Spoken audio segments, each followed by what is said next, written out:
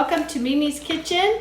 I'm going to make a ham, and it's going to be made with a Tangelo glaze. So first we're going to prep our ham, and you're always going to buy a bone-in ham. I did buy the one that's sliced already. So what we're going to do is we're going to add in olive oil, and I pre-chopped this sage, and I did it really fine, and I'm just going to mix it in here into the olive oil.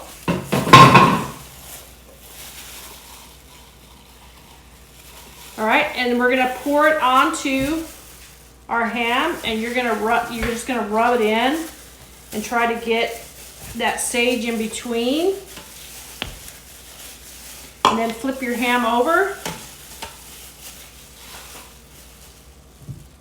and rub it in some more. Try to get it in between the layers. Now I have tried it with both the bone-in and the other. The bone-in always comes out better. It tastes better. Okay, so we put the olive oil all over it and the sage leaves. Now we're going to sprinkle some salt on there. I'm using Celtic salt. You can use whatever salt you like. I just happen to like this one. It has a lot of minerals in it. And then we're going to put some ground pepper on, just a little bit. And now we're going to tent it and put it in the oven. Okay, we're going to start making the glaze. So you're going to add 2 cubes of butter. If I'm actually using vegan butter because we have dairy allergies in this family, but you can use real butter. Yeah, I've done it with both. And you're going to let that melt. And once that's melted, we're going to add in the brown sugar. And I like to use tangelos because there's a lot of juice in the tangelos. You can use tangerines, but you tend to have to squeeze a lot of tangerines. Once the butter's almost melted, we're going to start adding in the rest of the items. And you don't want to cook this on hot. You want it to cook about 30 to 40 minutes. You want it to be kind of thick. You want that glaze to go over the ham that last hour and a half. Okay, so the butter's pretty close to melted, so we're going to add in the brown sugar now and the Tangelo juice. And we're going to stir that up for a bit. And I usually just keep it on a medium heat.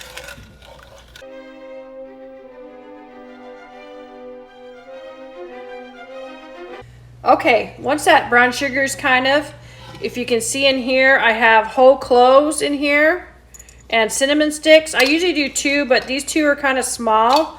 So we're actually going to add that in as well. And then I have sliced tangelos. I have 2 of them sliced. Once this kind of cooks down for about 20 minutes, I'll add these in as well. Okay, so we got it nice and boiling right here. We're going to add in the sliced tangelo. And then we're going to let it cook for another like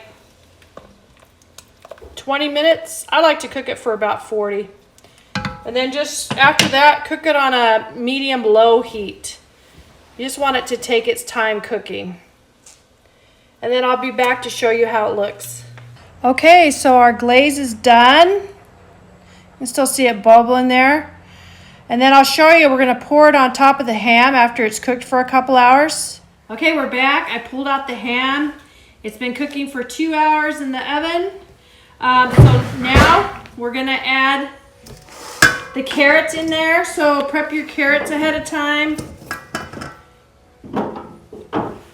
This will give it some good flavor as well. And then we're going to add the glaze on top. I don't want the glaze to go on the carrots, so we're going to put the carrots in here first. Okay, now we're going to pour on the glaze.